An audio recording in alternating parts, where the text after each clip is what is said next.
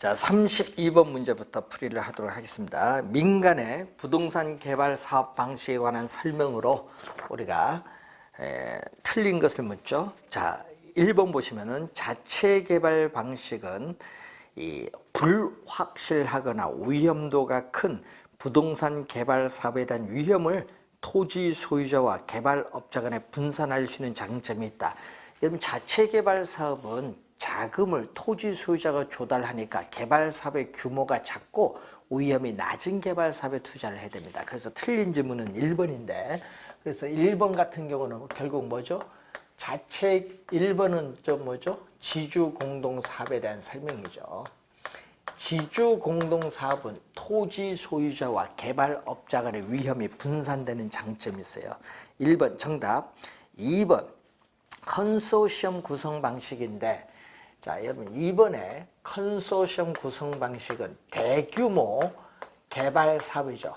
대규모 개발 사업에 있어서 자금 조달이나 기술 보완할 필요가 있을 때 여러 법인 간의 컨소시엄을 구성해서 개발하는 사업입니다. 그렇기 때문에 개발 사업의 안정성은 있다. 장점이지만은 출자, 회사 간의 상호 이해 조정이 필요하다는 문제점은 있죠. 3번 사업 위탁 방식이죠. 자, 이 지주 공동 사업에 있어서 사업 위탁형 또는 사업 수탁 방식이죠. 사업 위탁형, 이 사업 우리가 수탁 방식인데, 토지 소유자가 개발업자에게 사업 시행을 의뢰하고 이 개발업자는 사업 시행에 대한 우리가 수수료를 취하는 방식, 개념이 나와 있습니다. 맞는 질문. 자, 4번에 지주 공동 사업은 토지 소유자와 개발업자가 부동산 개발을 공동으로 시행하는 방식으로서 일반적으로 토지 소유자는 토지를 제공하고 개발업자는 개발 사업에 전문적인 노하우를 제공해서 상호 이익을 추구하는 방식의 개발입니다. 자, 5번 토지 신탁형은 토지 소유자로부터 형식적인 소유권을 이전받은 신탁회사가 토지를 개발 관리 처분해서 그 수익을 수익자에게 돌려주는 방식이 우리는 토지 신탁 방식이죠. 자, 토지 신탁은 작년, 재작년 2년 연속도 출제된 용어죠.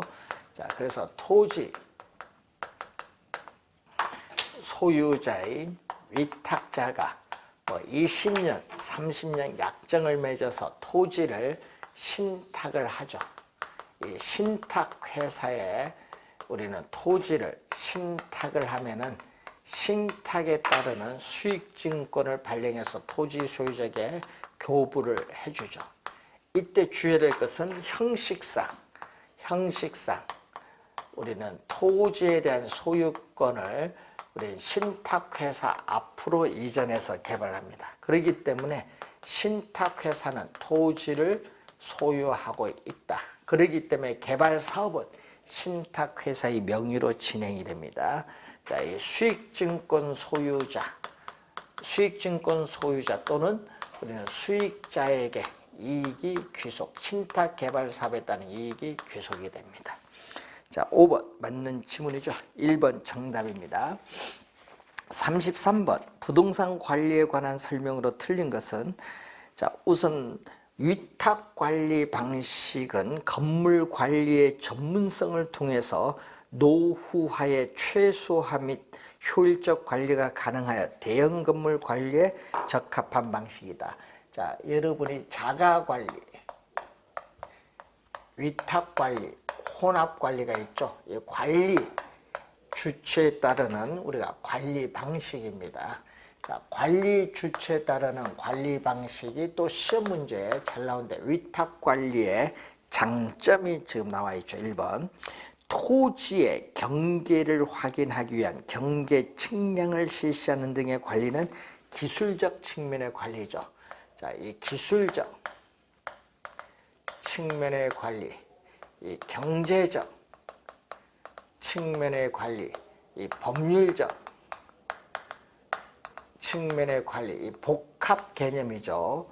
복합 개념에 따라 우리는 종합적인 관리에 접근이 필요합니다. 복합 개념에 따른 관리, 종합적인 접근이 필요한데, 자, 이 기술적 관리를 의미하는데, 문제는 지금 1번 지문은 이 토지의 기술적 관리를 말합니다. 3번 부동산 관리는 법, 제도, 경영, 경제, 기술적인 측면에 있어서 이 설비 등의 기계적 측면과 경제, 경영을 포함한 이 복합 개념적인 종합적인 접근이 요구되죠. 맞는 질문. 자치관리는 자가관리입니다. 여러분, 자치관리는 자가관리인데 이 자치관리 방식은 관리 요원이 관리 사무의 안일, 무사, 안일해지기가 쉽고 관리 전문성이 결여될 수 있는 단점이 있다. 맞는 질문이고, 5번 혼합관리 방식은 필요한 부분만 선별, 위탁을 하죠. 자, 그래서 혼합관리는 이 자가관리와 위탁관리가 혼합이 됐어요. 그래서 과도기에 유용하다는 장점이 있어요. 과도기에 유용하다는 장점이 있는데 필요한 부분만 선별 위탁한다. 그래서 우리는 필요한 부분만 선별 위탁하니까 부분 위탁 방식입니다. 그리고 관리상의 운영이 잘못되면은 책임 소재가 불분명하다. 분명히 아니라 불분명하다는 단점이 있고, 또 우리는 전문업자를 부분 위탁이기 때문에 전문업자를 충분히 활용할 수 없다는 단점이 있습니다. 자, 한번 잘 확인해 주시기 바라고요. 34번 문제로 갑니다.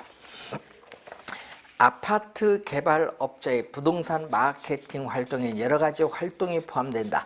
이와 관련해서 틀린 설명. 유통 경로 전략 수립을 위해서는 중개업자나 기존 고객을 통한 분양 방법도 검토한다. 이런 얘기죠. 그래서 마케팅 믹스죠. 자, 마케팅 목표로 하는 시장에 도달하기 위해서 여러 가지 마케팅 요소를 결합하는 것을 마케팅 믹스, 포피 믹스 전략인데, 여기에는 우리가 프레이스, 우리가 프로덕트, 프라이스, P가 네 가지 P가 있죠. 프로모션. 자, 작년 시험은 이 네 가지 사례를 출제했는데, 자, 우리가 플레이스를 유통 경로 전략이죠. 부동산 개발 회사가 직접 분양한다든지 분양 대행 회사를 통해서 분양을 한다든지 중개업소나 주택금융기관을 활용하는 방법입니다. 1번 맞고, 2번 분양 전단지를 신문에 삽입해서 알리는 방법의 홍보를 우리는 전단지, 리플렛 광고라고 합니다. 전단지라고 하죠, 많이. 자, 3번 최근에 주거 환경 흐름을 감안한 주택 상품 전략을 수립하기 위해서는 가전기계 어떤 걸 설치하느냐 조사가 필요합니다. 자, 그리고 우리가 뭐 설계 같은 거죠. 설계, 3타입 형태, 뭐 평면 설계, 이런 것은 제품 전략입니다. 소비자의 인지도가 높은 아파트 상표, 브랜드를 활용하는 방법은 고객 점유 마케팅 전략이 아닙니다. 고객 점유 마케팅 전략이 아니라 관계 마케팅 전략이다. 4번 정답이죠. 자, 관계 마케팅 전략은 소비자와 생산자 간의 장기적 지속적인 상호관계를 중시하는 전략으로서 상표, 브랜드와 연관되어 있습니다. 4번 정답. 가격 전략 수립 과정에는 개발 상품의 경제적 가치를 감안해서 가격을 책정하는 업무가 반드시 필요하는데, 아파트 품질에 비해서 가격은 저렴하도록 하고 표적 수요자의 자금 동원 능력과 금융과 연계한 전략, 가격 전략이 필요합니다. 35번 부동산 가격에 관한 설명 중 틀린 것은 부동산 가격에는 개별적인 동기와 특수한 사정이 게재되기가 쉽죠. 따라서 사정 보정이 필요하기 때문에 부동산 가격은 개별적으로 형성됩니다. 1번 맞고, 2번 부동산 가격에서 협의 가격은 교환의 대가만을 의미하죠. 교환의 대가만을 의미합니다. 자, 영성의 특성에서 시장에서 매도자와 매수자가 거래가 이루어졌을 때 이 교환의 대가로서 실제로 지불한 금액이 바로 협의 가격이고, 이 영속적 기간이 분할 가능하죠. 기간 분할의 가능성에 의해서 이 사용 수익의 대가, 용익의 대가죠. 이 사용 수익의 대가로서 임대료로 표시하는데 이 협의 가격과 임대료를 대줘서 넓은 의미의 부동산 가격이라고 한다. 그래서 이때 협의의 이 가격을 원본으로서의 가격이라면은 이 임대료는 이 원본에 대한 과실의 관계가 있다. 이렇게 보시면 되겠습니다. 자, 3번 부동산 가격은 인플레이션 하에서는 일반적으로 상승한다. 맞고, 네 번째 부동산 가격은 영속성의 특성에 의해서 과거, 현재 및 장래에 걸친 장기적 배려하에 형성되고, 여기까지 맞았는데 뒤에 부동산의 지리적 위치는 부단히 변한다. 틀린 지문이죠. 부동산의 지리적 위치는 고정되어 이동할 수 없지만 그 지리적 위치를 둘러싼 사회적, 경제적, 행정적 위치가 변하는 거죠. 그러면 지리적 위치는 고정되어 있고 그 지리적 위치를 둘러싼 사회적, 경제적, 행정적 위치가 부단히 변화하는 겁니다. 그래서 4번 정답. 부동산 가격은 수요와 공급에 의해서 가격이 결정되고, 일단 가격이 결정되면 수요 공급에 다시 영향을 주는 것을 우리는 가격의 이중성이죠. 수요 공급에 의해서 가격이 결정되고 이 가격이 다시 수요와 공급에 영향을 주는 가격의 이중성이 나타나는데, 이 가격의 이중성은 부동산에만 성립하는 것이 아니라 시장에 존재하는 모든 상품은 가격의 이중성을 다 가지고 있습니다. 자, 36번 문제로 갑니다. 부동산 가격의 재원칙과 관련된 감정평가 활동을 연결한 것이다. 틀린 것. 균형의 원칙이죠. 균형의 원칙은 내부 구성 요소 간의 결합에 서서 균형인데, 균형에 위배되면 기능적 감가가 발생하고, 적합은 부동산을 둘러싼 외부 환경과의 적합에 위배되면 부동산 가치가 하락을 하는 경제적 감가가 발생합니다. 대체 원칙은 사례가 있는 부동산은 대체 가능한 사례를 수집을 해야 돼요. 거래 사례 자료 수집의 선정에 있어서 대체 원칙과 관련이 있고, 4번 정답인데 토지 잔여법에 의한 순수익을 계산할 때는 수익 배분의 원칙, 경쟁의 원칙이 아니라 우리는 수익 배분의 원칙이죠. 자, 생산 요소인 노동, 자본, 경영, 토지가 있는데 이 토지는 지리적 위치가 고정되어서 이동할 수 없죠. 이 생산 요소를 투입을 해서 발생한 총수익에서 노동, 움직일 수 있는 생산 요소인 노동에 대한 대가, 자본에 대한 대가, 경영에 대한 대가를 지불하고 남은 잔여, 남아있는 수익을 위치가 고정된 토지에 제일 맨 마지막에 배분하라는 원칙이 수익 배분의 원칙이에요. 그래서 수익 배분의 원칙은 수익환원법에 있어서 이 토지 잔여법에 있어서의 성립의 근거가 되죠. 하여튼 잔여라는 용어가 나오면은 수익 배분의 원칙입니다. 4번 정답. 변동의 원칙이 나오죠. 부동산 가치에 영향을 미치는 가치 형성 요인은 항상 변동하기 때문에 부동산 가치는 특정의 기준 시점에서만 타당성이 인정되고 있습니다. 37번. 감정평가 절차상 지역 분석과 개별 분석에 관한 설명으로 튼 것은, 자, 지역 분석이 일반적으로 개별 분석보다 뭐한다? 선행을 하죠. 부동산 가치에 영향을 미치는 지역 요인에 대한 분석이 있고 개별 분석이 있는데, 이 절차상 선후 관계를 보면은 절차상 어느 걸 먼저 하냐, 선후 관계를 보면은 우리가 지역의 특성에 제약하에 개별 분석이 이루어지니까 지역 분석이 먼저 이루어지고 개별 분석은 나중에 이루어집니다. 이 선행 분석은 지역 분석, 후행 분석은 개별 분석이죠. 1번 맞고 2번 개별 요인은 당해 토지의 가격 형성에 영향을 미치는 개별적인 상태, 조건 등의 제반 여러 가지 요인을 우리가 말합니다. 그래서 2번 맞고 3번 지역 분석에서는 개별 분석에서 파악된 자료 하니까 틀렸죠. 이 개별 분석에서는 지역 분석에서 파악된 자료를 근거로 대상 부동산의 최유효 이용을 판정하죠. 그래서 틀린 지문이죠. 이 대상 부동산의 개별 요인, 대상 부동산의 개별 요인을 분석을 하죠. 대상 부동산의 개별 요인을 분석하여 최유효 이용을 판정을 해요. 그래서 구체적으로 가격을 구하는 것을 목적으로 하는 게 개별 분석입니다. 3번 정답이고 인근 지역의 범위는 고정적 경직적이 아니라 변한다. 변적, 우리가 유동적이다. 대상, 감정, 평가의 대상이 된 부동산, 이 대상 부동산에 속한 지역이 인근적인데 인근지역의 범위는 고정된 것이 아니라 변한다. 유동적, 가변적이다. 동일 수급권은 인근지역을 포함하고 인근지역과 상호관계에 있는 이 유사지역, 이 유사지역이 존재하는 우리 공간적 인근지역 유사지역을 포함하는 이 광역적인 권역이 동일 수급권으로서 사례자료 수집의 최원방권을 말합니다. 3번이 정답이 되겠죠. 자, 38번.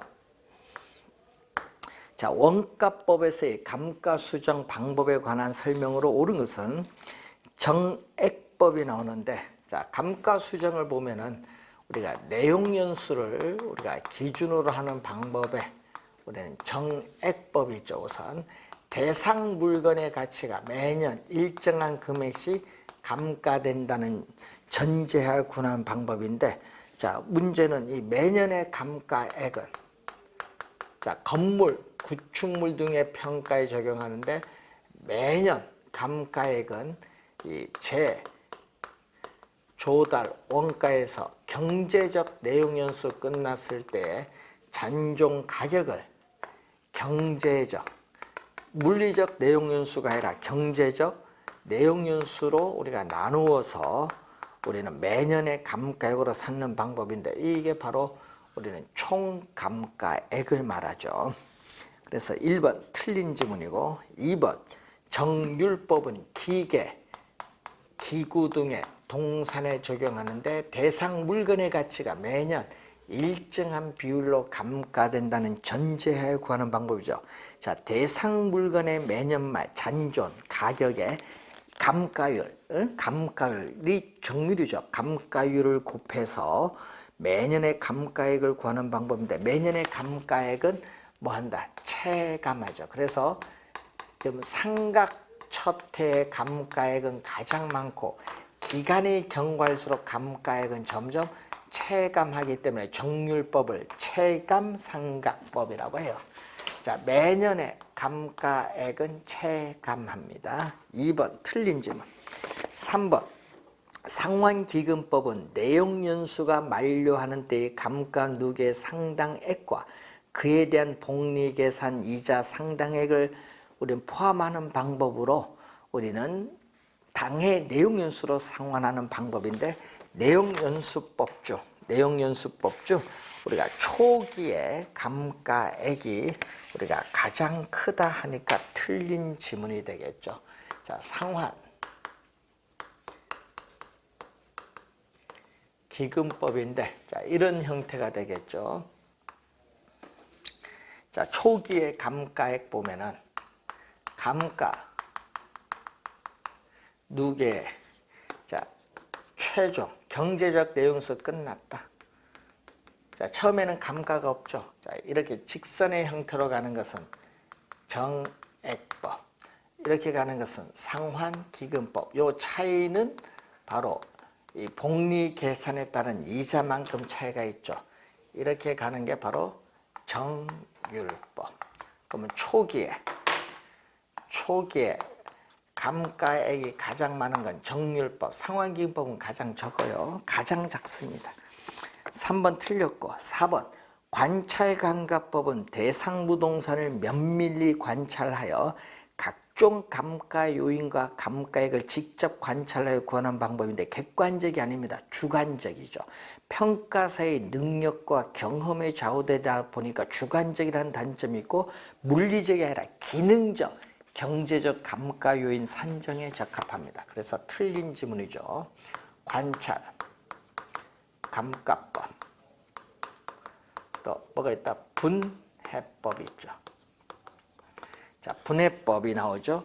대상 부동산에 대한 세분된 감가인데 이 내부적, 대상 물건 자체의 내부적 요인에서 발생한 감가, 또 외부적 요인에서 발생한 감가인데 이 내부적 감가는 이 물리적 상태의 변화로 인한 부동산 가치의 손실을 나타내는 물리적 감가, 또 이 물리적 상태의 변화는 별도로 기능면에서 효용이 감소함에 따르는 감가, 외부적 감가는 경제적 감가, 이렇게 세분하고 여기도 뭐죠? 치유, 수선 비용과 수선 후의 가치 상승분을 비교했을 때 수선하면은 치유 가능한 감가, 수선을 하지 않으면 치유 불가능한 감가로 나누고, 여기도 기능적도 우리는 개량하면은 치유 가능한 감가, 개량을 하지 않으면은 치유 불가능한 감가로 이렇게 나눠요.